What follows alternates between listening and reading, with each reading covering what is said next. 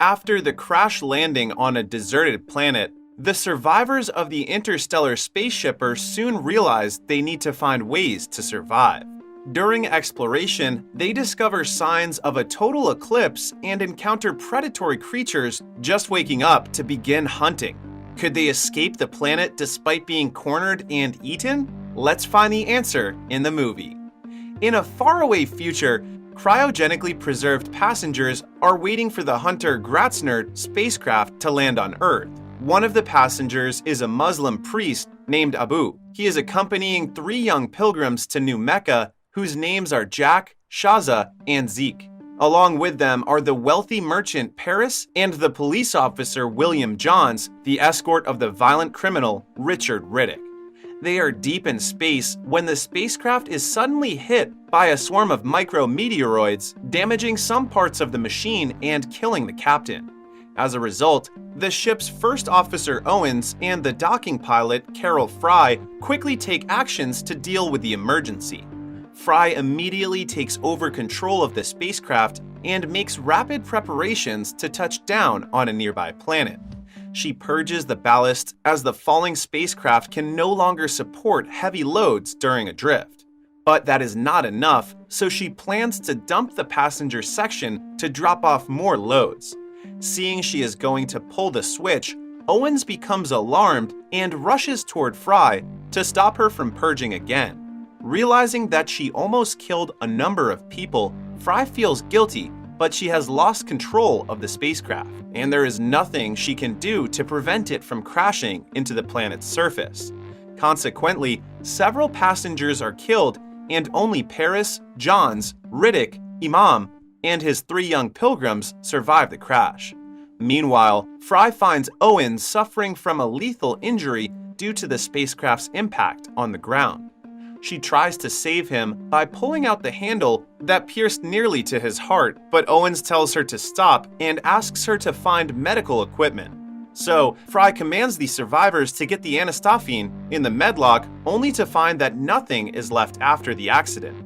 She then orders the survivors to get outside and leave her alone with Owens, who dies after a few moments. A while later, the survivors call Fry to see the outside, and she is surprised to discover that they are on a deserted planet. All they can see before them is only sand and rocks without any signs of life. Afterward, Fry goes to check on Riddick, who is now restrained inside the wrecked spacecraft and guarded by Johns. She learns that Riddick has killed many people before and escaped from a maximum security chamber, and that Johns intends to keep him locked up until they can find a place to stay. But once Fry and Johns leave, Riddick breaks the chains and fetters attached to his hands and feet. He flees the spacecraft, and Johns becomes frustrated when finding out Riddick escaped. Because of that, Johns gathers the survivors to assist him capture the criminal, but except for Riddick, who is a potential threat to their safety, they also have to find water as soon as possible. Otherwise, all of them will die here because of the lack of water. So they are divided into 2 groups. One group is heading out to find Riddick and water, while the other stays to bury the dead passengers. While wandering, John shouts and orders them to cease moving after hearing strange noises nearby, fearing it may be Riddick. Afterward, he follows where the noise comes from and checks the perimeter. He looks through a telescope to see whether Riddick is in the distance, but then he spots a human movement out of his peripheral vision. So, Johns quickly points the gun at the person behind his back, which turns out to be Fry. Johns apologizes and then tells her that he finds no sign of Riddick but has stumbled onto some trees. Therefore, Johns and Fry go to the trees with Imam and 3 young pilgrims, only to find that it is a communal graveyard and the trees are snags. Still, they explore the area, hoping to find Riddick or water. When they are searching, the young pilgrims find a robotic toy submerged in sand, so they call Fry. Eventually, they find an abandoned geological research settlement, and Imam discovers a water well and its source. Furthermore, Fry tracks down a dropship and informs the others about it. But upon getting inside, she finds it lacks the ability to take flight. Back in the ship, Zeke mistakenly fires his gun toward another survivor, thinking he is Riddick. So, he buries the poor man on the excavated soil, but stops short when he finds a hole in the ground. When Zeke uses his flashlight to check what's inside, an unknown creature suddenly attacks him. Therefore, he fires the gun to the creature, but each shot leaves severe scratches on his body. Then Shasa, who is waiting for Zeke, hears the gunfire and dashes in that direction to see whether he's okay. But when she finally gets there, Zeke has already gone missing and she sees Riddick standing nearby with a sharp snag. Afraid that Shaza will blame him for the murder, Riddick tries to escape but unexpectedly gets trapped by Johns. He falls to the ground and Johns takes his chance to overpower him, removing his shades. In fact, Riddick cannot see under the sunlight due to the extreme sensitivity of his surgically enhanced eyes to light. In this way, Johns recaptures him easily and takes him back to the ship. A while later, Fry visits Riddick and asks if he killed Zeke and buried him. At first, Riddick is reluctant to speak up, but when Fry threatens to leave him on the ship until he dies, he reveals that it is a dangerous predatory creature that killed Zeke and dragged him into the hole. He then suggests that they should dig deeper into the hole to find Zeke. After the conversation, Fry tells the survivors about her discussion with Riddick and orders them to assist her as she gets inside the hole. Once inside, Fry discovers several flying creatures hiding in the darkness and Zeke's remains scattered in the cave. Frightened, she attempts to escape through a hollow, but the rope is already stretched. Because of that, Fry shouts for help and the survivors help her escape from hostile creatures by pulling her up. Now that they realize Riddick's words are true, Johns returns to the ship and makes a deal with him. He asks Riddick to help them escape the planet in exchange for removing the chains in his hands and feet. Riddick accepts the offer and soon joins the team to explore the planet. Later, the team returns to the dropship with their power cell, with which they will activate its power. Fry theorizes that the dropship can still operate, so she plans to fix it, but they will need to adapt the electrical appropriately for it to work out. After a while, Fry successfully gets enough power for a sys check from the power cell, but she points out that they still need 5 power cells to launch the dropship. In light of this, Shaza volunteers to find the power cells, and Johns agrees to the plan while also reminding her to contact him if she runs into any difficulties. As they talk, Johns notices that Riddick loses out of his sight, so he excuses himself from Shaza. He finds Riddick in the coring room and sends him back to the dropship. Back to the geological research settlement, the survivors drink the booze as they rest after a tiring day. However, Fry seems uncomfortable as she observes the facility where they are staying. She is confused why the previous inhabitants abandoned the ship before leaving. Johns assumes that maybe this ship is a disposable skiff. Riddick, however, disputes all of their hypotheses, insisting that the locals must have been exterminated by the same creatures that took Zeke's life. Suddenly, Imam cuts in mid-sentence to report that one of his young pilgrims has gone missing. Hearing this, they quickly go to the coring room, only to find the young pilgrim dead and eaten by the predaceous creatures. After the tragedy, they realize that the predaceous creatures are sensitive to daylight and can only hunt for their prey in darkness. Therefore, John suggests only sticking to daylight to keep themselves alive. Afterward, when everyone leaves the core room, Fry finds some coring samples that are dated 22 years ago.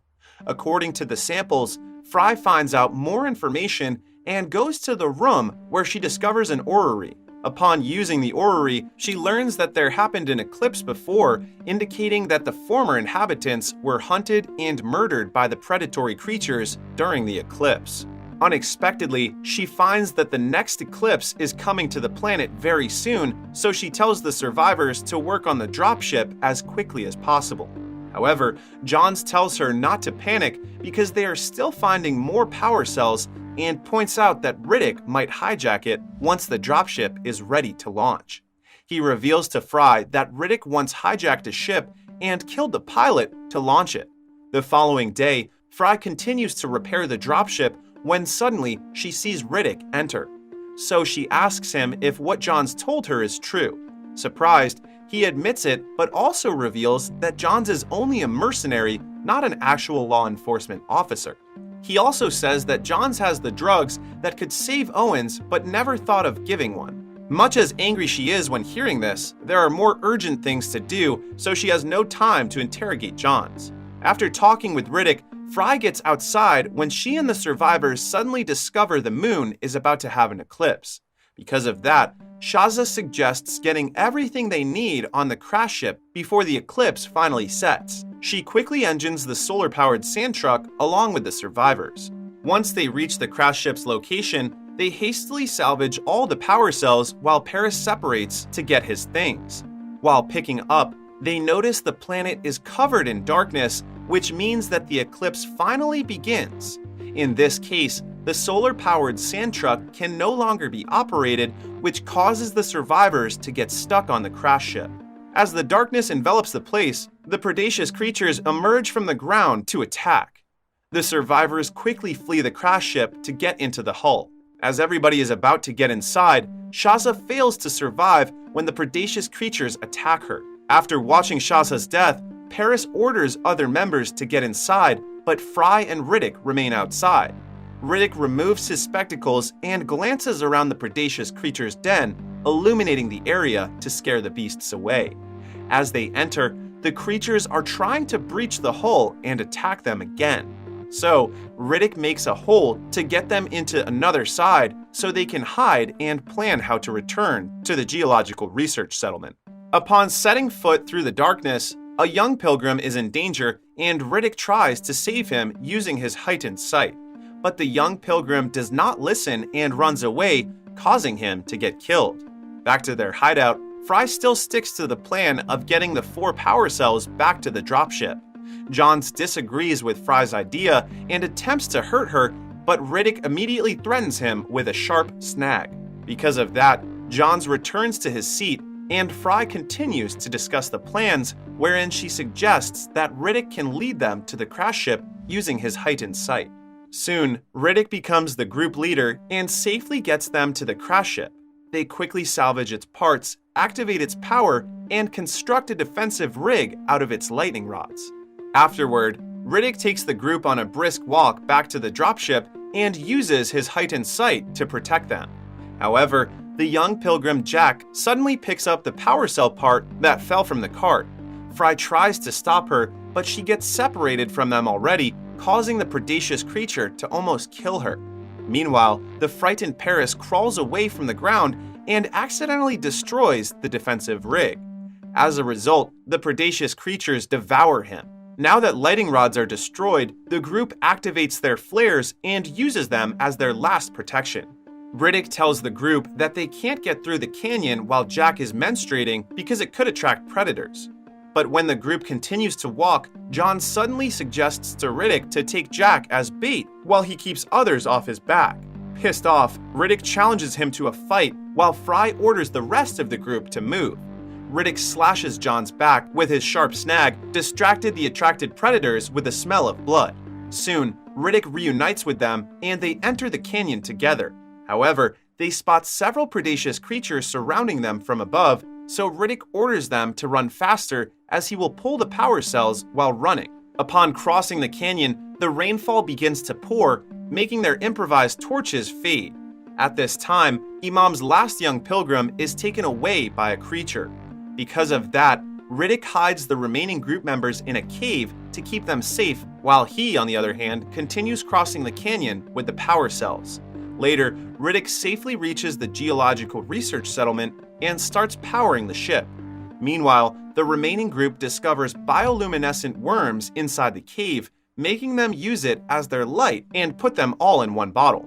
Afterward, Fry volunteers to get outside and check on Riddick and the dropship. She then reaches the facility in no time and finds out that Riddick is about to launch the skiff without them. So, Fry blocks the way to restrain Riddick from starting up the engine and pleads with him to rescue Imam and Jack in the cave. However, Riddick refuses and somehow offers a deal, saying that she should come with him and leave the two behind.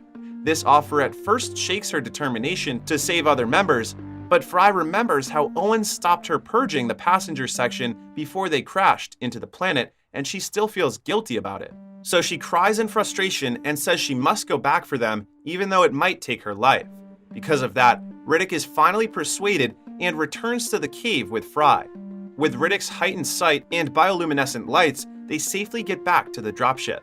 Fortunately, Riddick is separated from the group and gets attacked by some creatures. He gets injured in the right leg, which prevents him from walking properly. Meanwhile, Fry comes back for him after hearing his screams, but she is stabbed and abducted by a predatory beast. Leaving him no choice, Riddick returns to the dropship and starts engaging the engines, but stops when he realizes something. He turns off the engine and waits for the predaceous creatures to surround them. Once the beasts cluster together, Riddick activates the engine and sets them on fire, killing them instantly. Finally, the remaining group survives and escapes from the deserted planet. But before they head back to Earth, Jack asks Riddick about what they are going to say about him, who is still a criminal, when they get questioned by the authorities. The movie ends with Riddick answering that Jack and Imam should tell the authorities that the criminal Riddick has died somewhere on the planet.